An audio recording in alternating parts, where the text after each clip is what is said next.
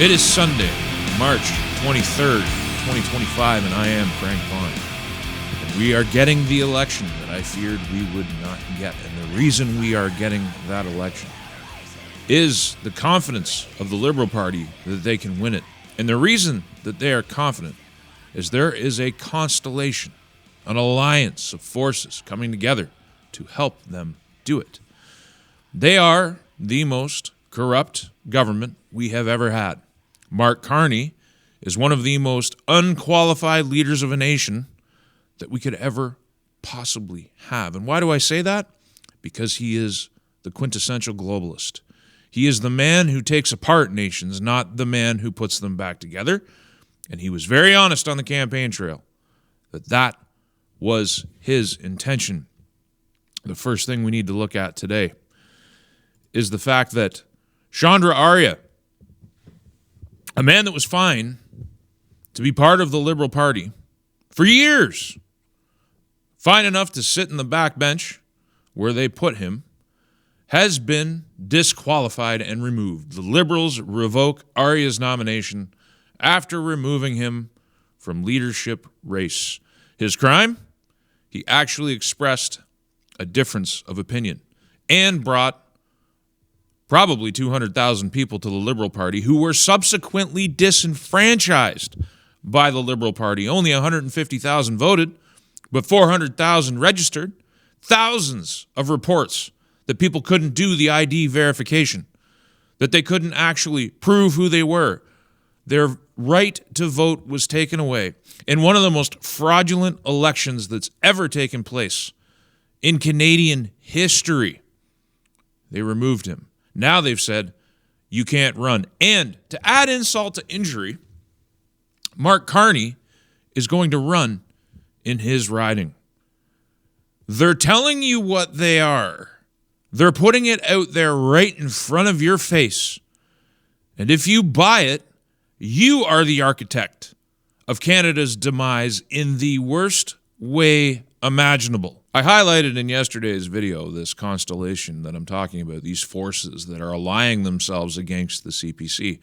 But I also want to say a word about the importance of dialogue and being able to have conversations with those you disagree with, because there are extremists on the left and on the right who seem to believe that cursing and swearing and destroying and defaming and, in some disgustingly crude measure, spreading their own feces on statues. I covered that on Twitter, at least, yesterday. These people should be in mental institutions. They should not be on our streets. But I digress. There's an importance to dialogue. And I highlighted how Conservative Party people are always willing to talk to me. And they always have been. And it's interesting. Now, what dialogue can do is it can foster connections. Here's Wyatt Claypool, National Telegraph. Great guy. Himself went and campaigned hard to become a nominee for the Conservative Party of Canada. Door knocked, raised money, gathered members, sold memberships, made the Conservative Party money, and they came along and they said, no, son, you have to sit this one out. They didn't kick him out of the party, but they said he couldn't be the nominee. So this is a guy who could have chosen to take two different paths. He could have started railing against the CPC, saying that they're unjust, and he could have turned against them, or he could just take it and continue to work and eventually get himself in. There's problems with the Conservative Party of Canada. But if you're an absolutist, you don't get to do anything. And another way that Claypool demonstrates the weaknesses of absolutism is if you're unwilling to talk to people, you can't generate content like he had yesterday. This man is an NDP organizer. And he comes on Claypool's show, and Claypool is very much a CPC guy. This guy cares about his party and what he's exposing, and I don't want to give it away. If you want to watch this interview, please go and check it out. Is Jagmeet Singh destroying the NDP to let Carney win? Talks about how broke the NDP is. Talks about how indebted the NDP might be in the future and how they are robbing their grassroots at a time when they should be trying to figure out how to salvage their future. The NDP is being torpedoed by Jagmeet Singh to give Mark Carney the election. Singh doesn't care. He doesn't care that he's destroying the legacy of Jack Layton. He doesn't care that he has destroyed the NDP. Now, being a person who likes to look at all angles, I like to have a wide variety of information available to me so that I can make an educated decision. And oftentimes that involves looking at things from multiple angles. I've talked about how the American Republican system, as set out in the Constitution, is a beautiful thing, because it really is. It's the best republic we've ever created. And that's not to say it doesn't have its problems, but it's a beautiful thing. I've also highlighted how Canada, my preference is that it's split in two, because Eastern Canada has ever been stepping on the neck of Western Canada. And we see a crisis that I predicted years ago manifesting right now because we have not created energy interdependence between the provinces or independence nationally. There's very little holding this country together. I've highlighted how I have problems with the Constitution, on equalization, on the fact that we have an appointed Senate that's not elected. These are all things that I intend to continue to work on as we move into the future. But the fact remains that the bureaucrats, the public sector unions, the Chinese Communist Party, to a degree the Americans, the NDP, the Liberals, and the cowards over at the PPB, not the PPC, Bernier's purple piggy bank, and he is a coward. He blocks anybody that asks tough questions. He only goes on friendly podcasts. He pimped himself out to American podcasters. They didn't invite him on. They barely knew who he was.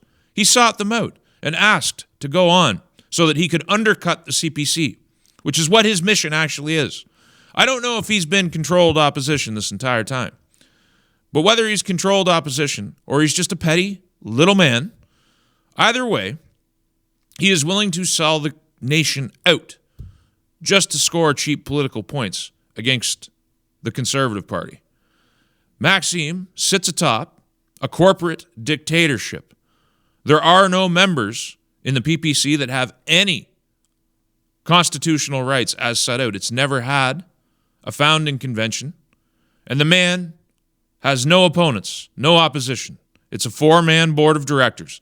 They control everything. There are thousands of former PPC members, including myself, and I was there at the registration, who have tried to communicate to you what the PPC actually is. It's the PPB, the purple piggy bank. If Bernier is not a coward, he should be willing to have a conversation with me. I will treat him with the utmost respect, and I will narrow my focus to the pertinent points and positions. People like to talk about their policies in the platform.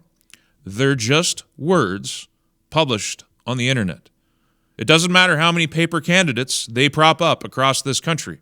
Their mission is to undermine the political process here in Canada so that Mark Carney can win the election. And that much is crystal clear. And to raise money to keep Bernier paid until he can afford to retire. And he will. He's going to spend all your money. He's got a couple $1 million. He's going to spend it trying to beat the Conservative Party of Canada because that's what he does. That's all he does. That's all he's interested in. And then I believe when he's done, he's going to retire and dump the bag on the serfs at the PPC. And that's fine. That's his to do. If you want to follow that, you go right ahead. Clearly, you don't care about sovereignty. You don't care about freedom. You don't care about actual legitimate choice within a party because you're following a dictator. You're in a cult.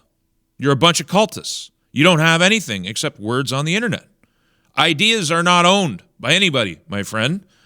And this idea, this is the other thing, that there's no difference between the Conservative Party of Canada and the Liberals has less merit now than it had in the last two cycles. The differences are clear. The PPC is made up of a bunch of people who have lying talking points. They say the Conservative Party supported mandates. They never did. They tried to pass bills banning mandates. They were unsuccessful because of the nature of our nation, which needs to be updated and changed. They We'll get rid of the orders in council that target lawful, legal gun owners, the best Canadians, the most vetted. They have committed to repealing C-21, which is another targeted law against the lawful, vetted, highest quality Canadians, gun owners. It takes a lot to become a gun owner in Canada. We're not the problem. The gangbangers that are constantly being released under our justice system, they commit violent crime in the morning and they're back out on the street in the afternoon. The drug dens, the tent cities, the massive takeover by criminal lords of our country. That's the product of 10 years of liberal governance. The CPC is committed to putting criminals in jail, to busting up the gangs. And maybe they could talk about it more. Again, I'm happy to be critical of the CPC. I will continue to be. I don't belong to any political party. I'd like to hear them talk about triads and cartels. I'd like to hear them talk about the mass scale of money laundering going on here in Canada. Please talk about it. But the fact that they're committed to just putting criminals in jail and getting them off our streets and rejecting this nonsense about safe supply of hard drugs and decriminalization of hard drugs, that's another key difference. Pierre Poilievre yesterday talked about the Century Initiative. I've been talking about the Century Initiative for years. Mark Carney is a founding principal of the Century Initiative. And they want to increase the population of Canada to 100 million. They essentially want to take the Canadian-born population and wipe them out and create a new multinational, post-national state. The cultural mosaic that the Liberals and the NDP are always talking about. The thing that is undermining the entire fabric of Canada. The Conservatives are now talking about it, and that's good. It's not because of the PPC. Nobody cares about the PPC.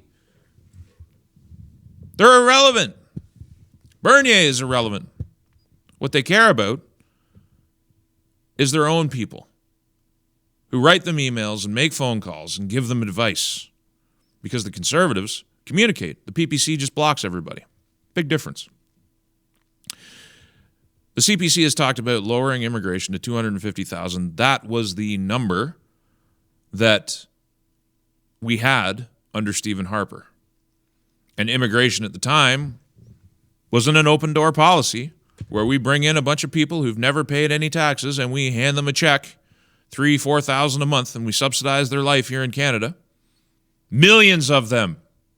That's not how immigration worked under Harper.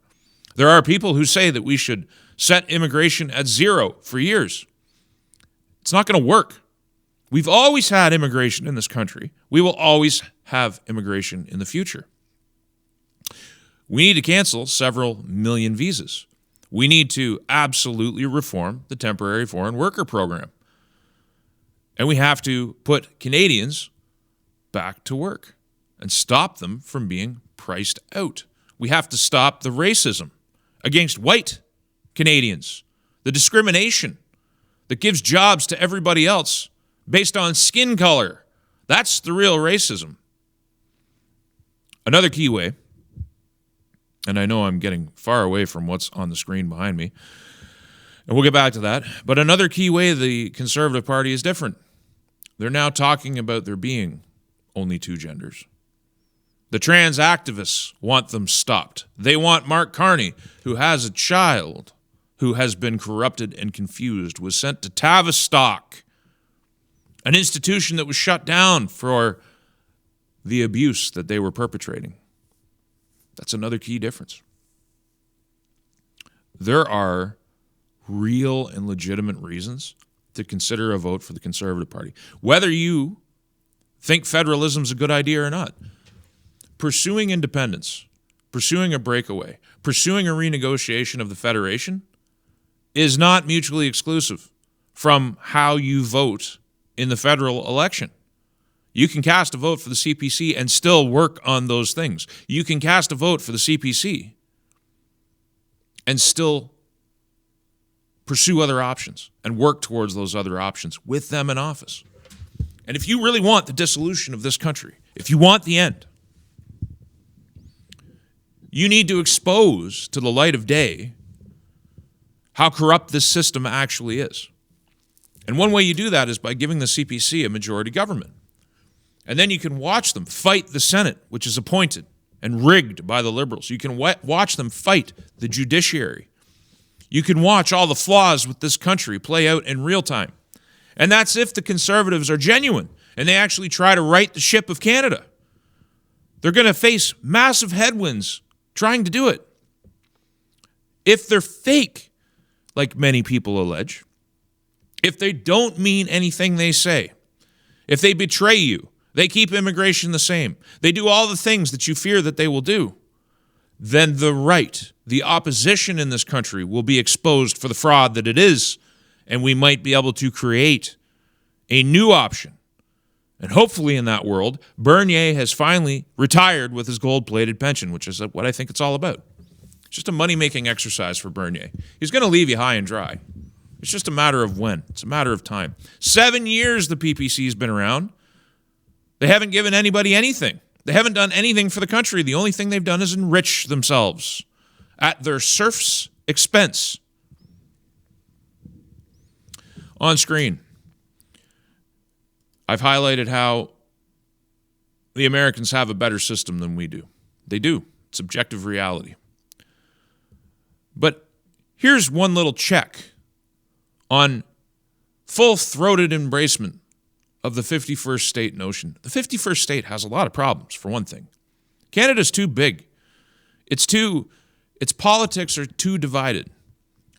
A 51st state alone probably doesn't work, because if you're going to create a huge change, you're going to add a massive state, 10% of the U.S. population, to the republic.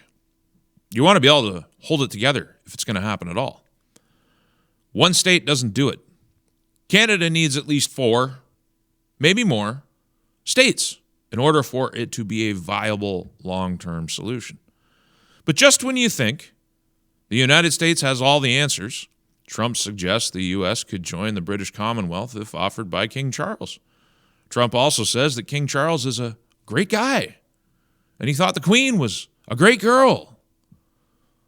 Some really head-scratching comments from the U.S. president, which might make one step a little bit more carefully. I was actually going to, it's over there, so it's not going to happen. I was going to get into a book by Mordecai Richler.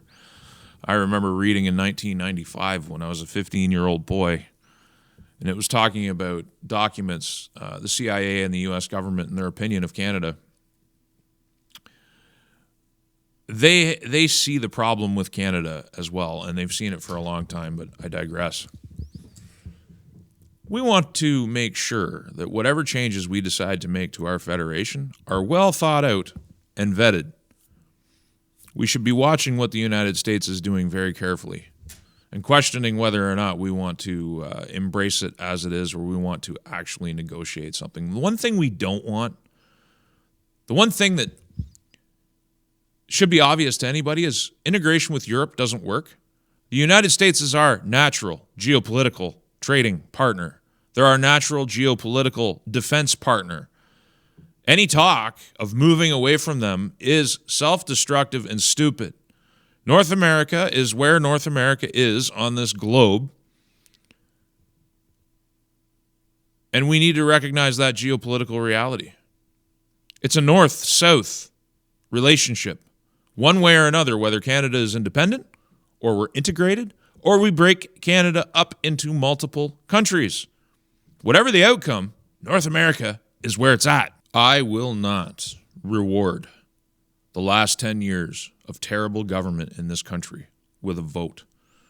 I will not reward it by staying home. I stayed home the last election. One of the first, I shouldn't say I stayed home. I went to the polling place and I turned down my ballot. Not that it makes much of a difference, but there just wasn't enough with O'Toole. But there's enough with the Poilievre-led CPC that I have hope that they will do some good things, while in the meantime I continue to work to correct the Federation, to make a better deal for the people. Everything I've said on this channel is still relevant. But we do have a choice to make. And the choice is clear. with every single bad actor and some of the toxic so-called good actors unified in their efforts to defeat the Conservative Party of Canada. Anybody with a thinking mind knows what the score is. The only vote that I can cast is for the CPC, and that is what I am going to do. I'm Frank Vaughan, and I will see you in the next one. Did you know that I have a website? frankvaughan.ca, the ultimate repository for all of my work, and a backup location just in case the censors come for me again. And if you like the content, please consider using the donate link in one of the options available. There are no paywalls, there is no advertising, and there is no Patreon, and I intend to keep it that way. Thank you for your time and your consideration.